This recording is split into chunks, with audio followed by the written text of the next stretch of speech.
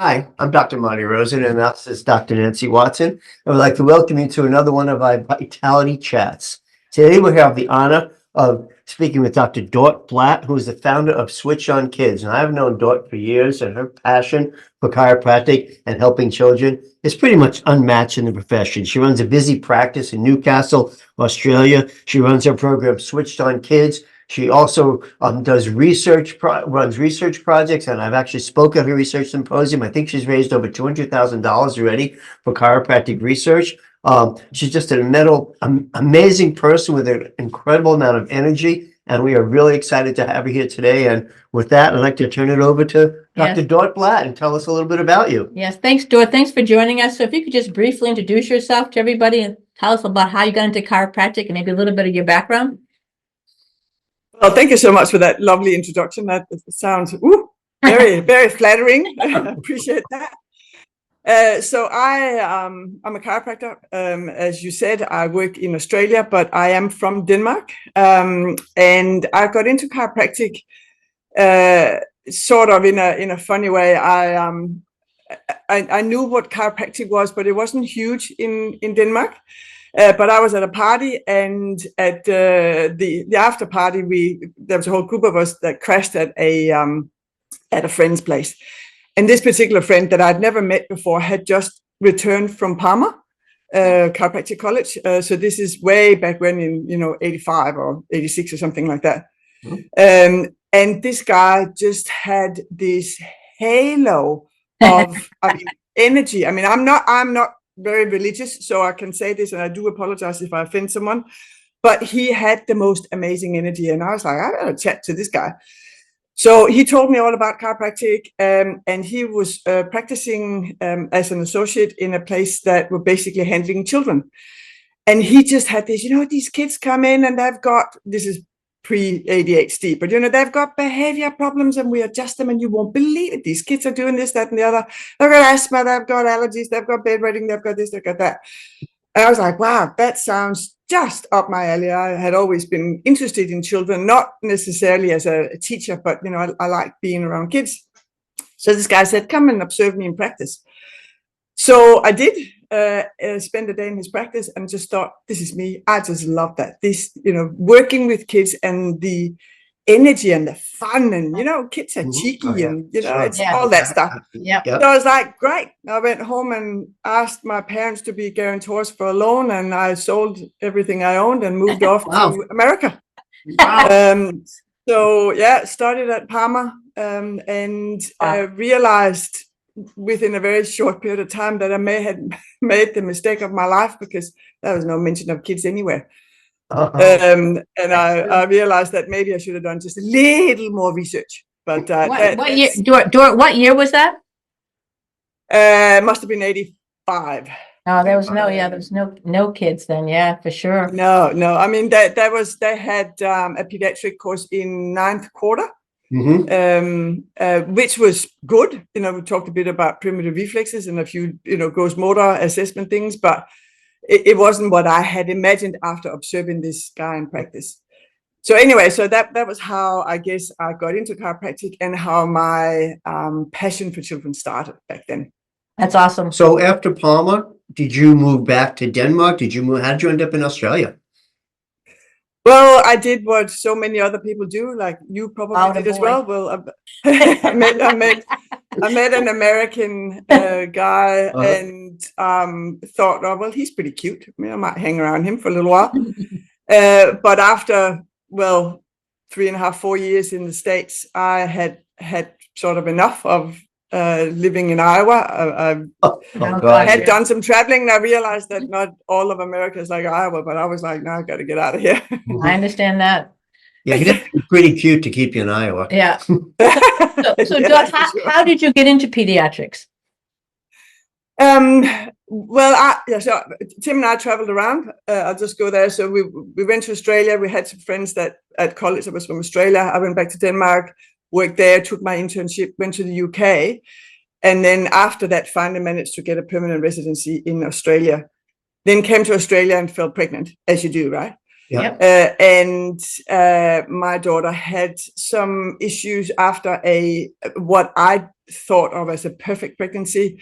This is a long time ago, so there wasn't such a thing as organic food. You didn't think about that as much. You just ate lots of fruit and vegetables, and ate sensibly and exercised and rested and meditated as all those things were part of a healthy chiropractic lifestyle. But despite all that, had a hypotonic little gorgeous girl who had delays in almost in her physical ability. So she was late learning to roll, she was late learning to crawl, she was late learning to walk. So there were lots of things like that. And then when I realized, obviously after doing everything I could, she was adjusted from, she was an hour old. We did all sorts of brain stimulating exercises. She saw an OT, a psychologist, she saw everything that I possibly could think of, including pediatricians and neonatologists. They all said, oh, she's fine, she'll catch up. But then she started school, and within 3 months, I was told by the primary teacher that she had struggled, that she basically didn't learn very well. She was well behaved, but she couldn't read, she couldn't understand what they were talking about in maths. And that was when I realized that there was a connection between the delay in motor skills that she had and her cognitive function. And I think many chiropractors who get really passionate about something, it is because there's something really close to our hearts that absolutely all the time. Yes. So that was where it started, and I went basically dived deep into everything I could learn about chiropractic, which was when I first learned about Marty, and learned. I had prior to that focused more on Palmer package. You're told this is what you do, so that was what I did with a fair few children, but I didn't really focus much on cranials. Didn't know a lot about primitive reflexes, but I just bottom down. Or head down, bottom up, and just learned as much as I could, and then got into the kids' practice from there. I think that your story is so much like so many other people and people we meet in our classes too, that, they have a challenge. I mean, even for us, we graduated chiropractic school, you were like 7.5 months pregnant, we had this baby, and there was nothing particularly wrong with her, but I didn't know how to take care of her. I still didn't know what to do after being in school. We graduated in 81, so even there was no and we had Dr. Webster as our clinic director, so we knew. Oh, did you? Oh yeah, he was our clinic director. So we knew what we didn't know, and I think and then of course once you have your own baby and more babies come into the office and this whole thing. But I think that your story is also, we hear this all the time. I mean, we know people who have to dive deep into something. Oftentimes it's a personal motivation, and there's probably nothing more personal than your own child and having to want to have the tools to take care of them. So I think that's that will certainly be the biggest motivator for someone to want to learn. And I think it's interesting too, even, I mean, I know schools do offer some pediatrics in some places, but even now, excuse me, we're talking like 40 years later, it's still very lacked in the chiropractic profession as far as pediatrics. We really do have to go outside. That's why, programs like yours and programs like ours are extremely important at this point in time, because we know there's a lot of problems and we're not really addressing them. And we don't, and we really encourage people not to take the easy route, like to learn one thing. It's the system is so much more complicated, and children need so much more, and to constantly be studying and asking more of yourself. I think that's the key to it. So tell us a little bit about the Switched On Kids and how that developed. Did that develop from the work you did with your daughter? Yeah, so I words travel, and I know that you have experienced that as well. Got some really, really good results. Actually, I got some amazing results with my daughter. That's awesome. And then, the kindergarten teacher starting referring other kids in, and, so I've gone from probably a fairly standard practice of maybe seeing about 20% kids in practice to suddenly see 70% kids in practice. Wow, that's great. Wow. Yeah. And other chiropractors were like, "What are you doing?" And I was like, "Oh, I just do this and this and this and this, and then you do this and this and this and this." And, just like Yeah. you do, right? And they were like, "Seriously?" So I had a lot of chiros coming and observe, and I would explain to them what I did. And someone said, you really just should teach us all in one go instead of spending all this time on us." And I was like, "Well, I'm petrified of public speaking. I can't do that." So it became a little bit of a challenge, which is the way I work. You give me a challenge, and I'm going to be like a terrier. I'm just going to be all over it. So I decided, okay, well, I'm going to put together a program, a 12-hour program. I'm going to teach it in Denmark because I don't know any of the chiropractors over there, and they don't know me. So, I can go safe place. totally flop it and no one will know. It's a safe place. So that was my plan. I only have to do it once. And then, I've proved that I can public speak for 12 hours. So I went, and it went down really well, and they loved it. And I was like, oh, that was a surprise. And then when I came home, people said, well, you can't just do it in Denmark. You have to teach us. And that's then when I started, doing some traveling and teaching a program. So my program is not, I haven't developed any of the techniques. It was basically, assessment protocols that I had learned through my master's program. It was techniques that I had learned like from Marty and from other cranial techniques and primitive reflex courses. So I just took whatever worked for me, that bit and that bit and that bit. I think we all do, right? Sure, absolutely. Absolutely. We have a whole lifetime of exposure, hopefully, to lots of different things, and some things really resonate with us. That's true. And that's what I was teaching. Yeah, And that's true. And it just went from there. Yeah, we build our toolbox. We take pieces and we take these tools and we put them in our toolbox, and all of a sudden the universe will give us some reason to use one of these tools. And if it resonates with us, we'll keep it in the toolbox. If it doesn't, we kind of put it aside. But yeah, exactly. I mean, your story is great. You can hear how there's just circumstance has kept pushing. What I love about you, especially Dorte, is when circumstance is pushing you, you don't fall down, you push back and you move through it. And that's what's really important.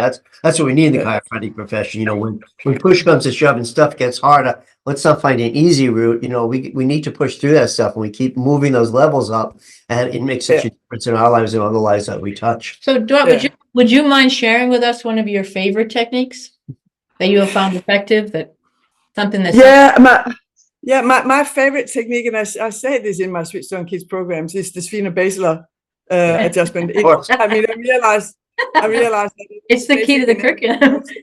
It is just the best, and the reason I feel it's the best is that it is fairly easy to explain to parents the power of being able to increase the cerebral spinal fluid flow. Because they can almost visualize that, okay, well, when you push on the palate, that's going to affect the way the brain, of course, there's, there's fair distance between the palate and the brain, but, they can sort of follow that. That and the fact that working through the center affects every single other bone. I know that, of course, it doesn't matter whether you're doing temporal or whatever, but spheno-basilar seems to really impact everything. So that is my go-to for, as probably my first up for almost every child. That's awesome. I will use it in adults as well, but not as readily. I tend to stick with my Palmer package sort of procedures through there until I get stuck with anxiety or other types of issues. But yeah, that's my favorite. And the good thing is that it is so well known and I think taught in many programs in slightly different ways, but it's just so effective. Well, there's not a cranial program out there that doesn't teach how to adjust the spheno-basilar, because it's the key. It's the key to the cranium, right? Yeah. I would say probably 70% of the time it's my go-to thing, as well. Yeah. And it just, there's so many different approaches to it. You're right. So some are easier than others, but it helps. And I like the part, when you say, when you talk to parents, they can kind of get a sense of this is the middle of the head and this is the joint that moves and it changes tension and effect. Yeah, it's a much easier concept than some of the others, especially when we're talking about cranial work, I think.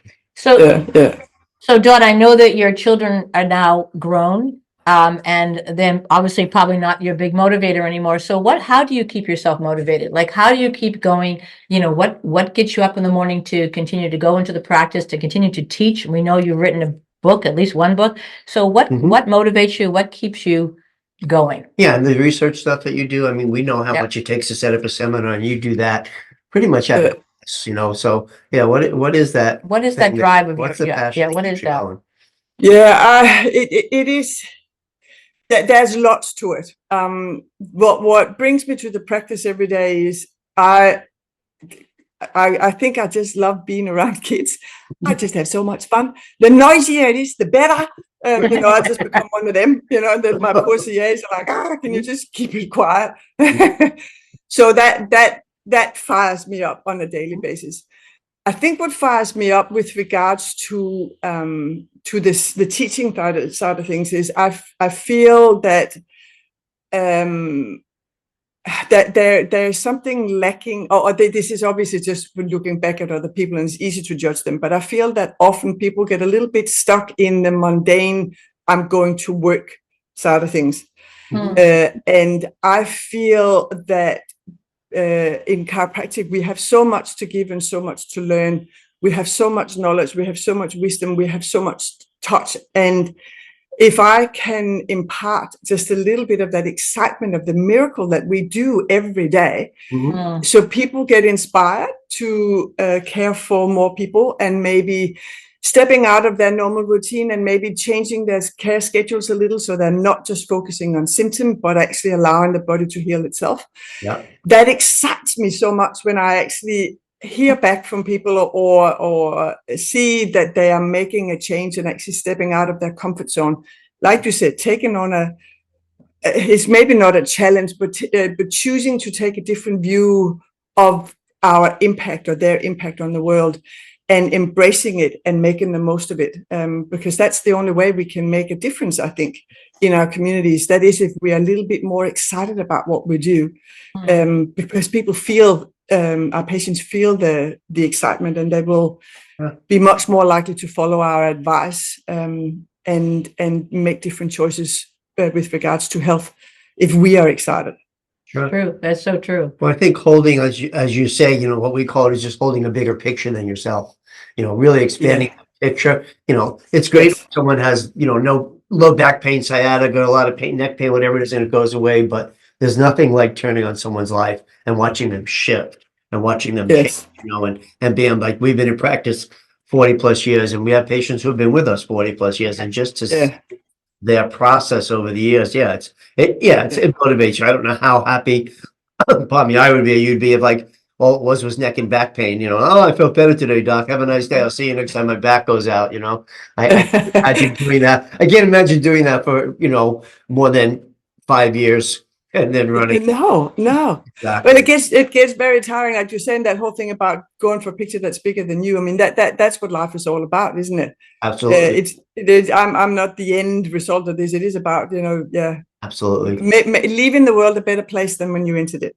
Yeah, that's true. And I also think leaving our profession. I mean, we need to, you know, have broad shoulders and let people stand on them. And our profession, you know, it's and to stay true to the principles of our profession, the philosophy, the art, and science. And so I think that I think that's a big part of it. And we would really hope to motivate others to hear your story and to be inspired as well. I mean, Dorte, we want to talk a little bit about your program, your kids. How can people access it? You know, give us a little bell. I heard, I think now you have an online program too, so that you can access the whole thing online. How can people, so if we're going to share this with our people, how can they get in touch with you to learn more about what you do?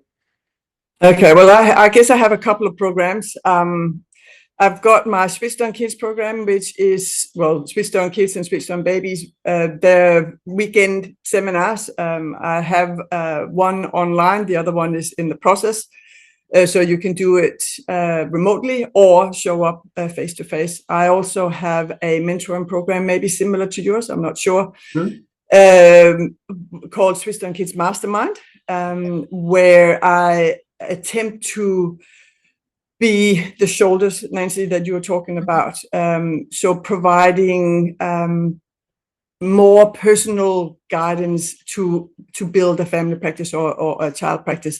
So sometimes it's technique that you need, sometimes it's a little bit more of a business focus, sometimes it's the motivation that needs a little bit of help. So doing it that way. That's awesome. Then we have our Kids Summit, which is the fundraiser for research, as you are alluding to and you spoke at, Marty. Thank you very much. The Kids Summit is this year just face-to-face in Sydney, but we have done them both face-to-face and recorded them and having them online. The 2023 is still available online.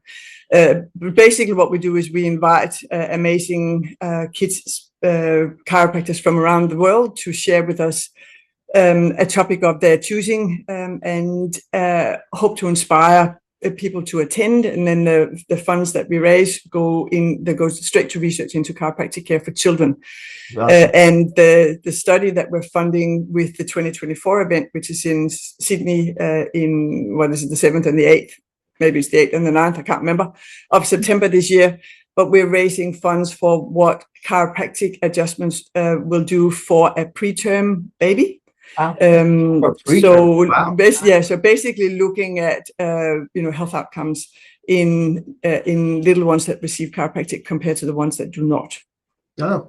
It's inspiring because you're hitting upon all the pieces of our profession that we hold very dear, certainly the education, the in practice of mentoring young people, but also research. I mean, we just don't do enough research in our profession, mainly because we're just so busy. So the fact that you're dedicating time and bringing some of the best speakers of pediatric chiropractors in the world to do this, it's really quite impressive.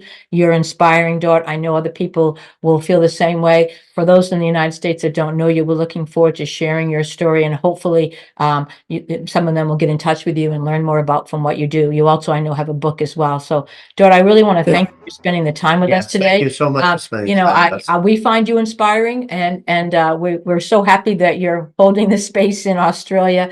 We know Australia's had its challenges with pediatric chiropractic. That's for sure. So Definitely. So the fact that you're a courageous voice in such a country, we're really grateful that you're there. So, thank you so much, Dorte, and we really appreciate you joining us today. Thanks a lot, Dorte. Thank you so much for having me. It was lovely to chat to you. Yes, thanks.